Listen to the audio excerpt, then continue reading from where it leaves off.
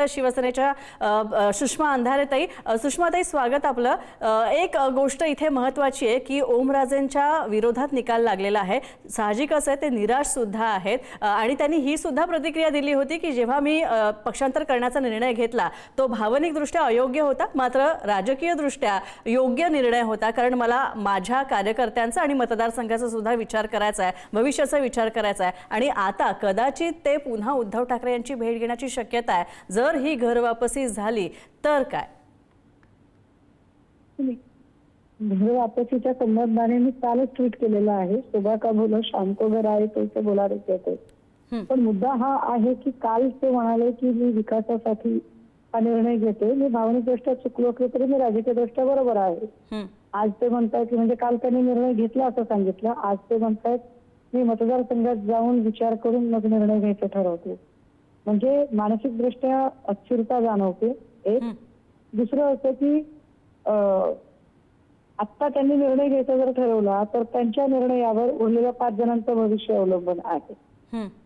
त्यातले जे 5 जणांमधले विशेषतः जे 3 लोक आहेत, आष्टीकर, संजय देशमुख आणि संजय दिना, हे तीनही लोक स्वार्थाने इतके पछाडलेले आहेत की हे 3 जण ओमराजेंना जो थोड्या वेळासाठी त्यांचा मार्ग भरकटलेला आहे ते पुन्हा जर आपल्या सतत विवेकाला स्मरून जर परत फिरू इच्छितात तर त्यांना ते परत फिरू देतील का?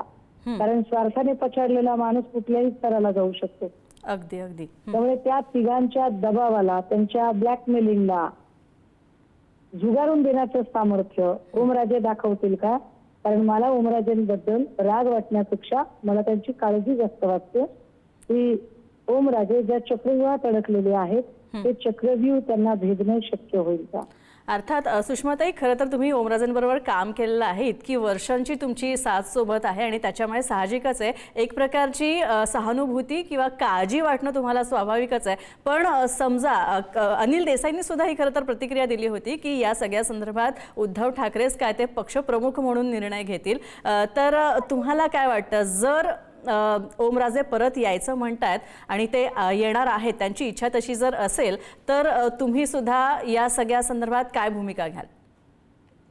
मी 2 दिवसांपासून ओमराजेंच्या बद्दल मी एकच माझी भूमिका मांडलेली आहे की मला त्यांचा राग आलेला नाहीये, मला फक्त आमच्या भावना दुखावल्यात त्याबद्दल वाईट वाटलेला आहे.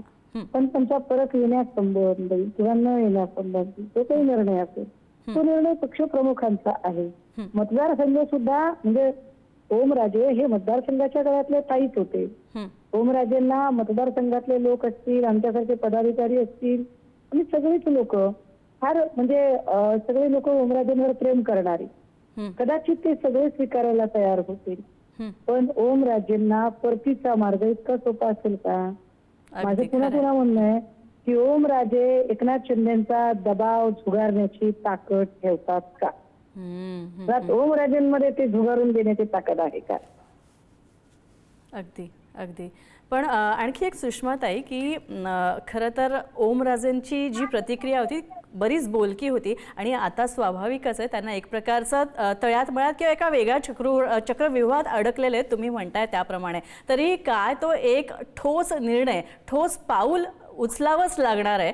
तर त्याची मग भले त्याच्या परिणामांची चिंता असो नसो, त्या सगळ्याचा सारासार विचार करून ओमराजेंना हे सगळं करावं लागणार आहे. तर यात तुमचं मार्गदर्शन त्यांना मिळेल का? नाही, मी मार्गदर्शन करणारी कोण? ते 3 वेळा खासदार म्हणून निवडून आले, एकदा आमदार म्हणून निवडून आलेले आहे आणि आमचं मार्गदर्शन वगैरे तर कधीच नाही. हा, आपण आम्हाला विचारात घेणं जी गोष्ट असते ते आम्ही सगळ्या प्रकारे त्यांना कॉन्टॅक्ट करायचे प्रयत्न केले. आजही सकाळी मी त्यांना फोन केला होता, आजही सकाळी त्यांचा फोन लागलेला नव्हता. त्यामुळे आम्ही कोण मार्गदर्शन करणार आहे? आम्ही फक्त म्हणजे म्हटलं ना की हे सगळे भाऊ आहेत, बहीण म्हणून यांच्यावर फक्त आम्ही प्रेम करू शकतो, त्यांना आपुलकीने त्यांना पुन्हा स्वीकारू शकतो.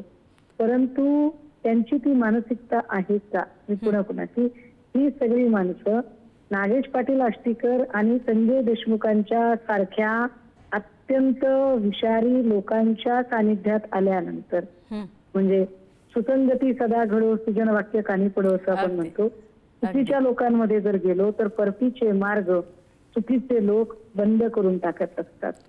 आमचा प्रॉब्लेम नाहीये, प्रॉब्लेम हा आहे की या सगळ्या चुकीच्या लोकांच्या ह्या सगळ्या पाशातनं ओमराजे स्वतःची सोडवणूक कशी करून घेतात.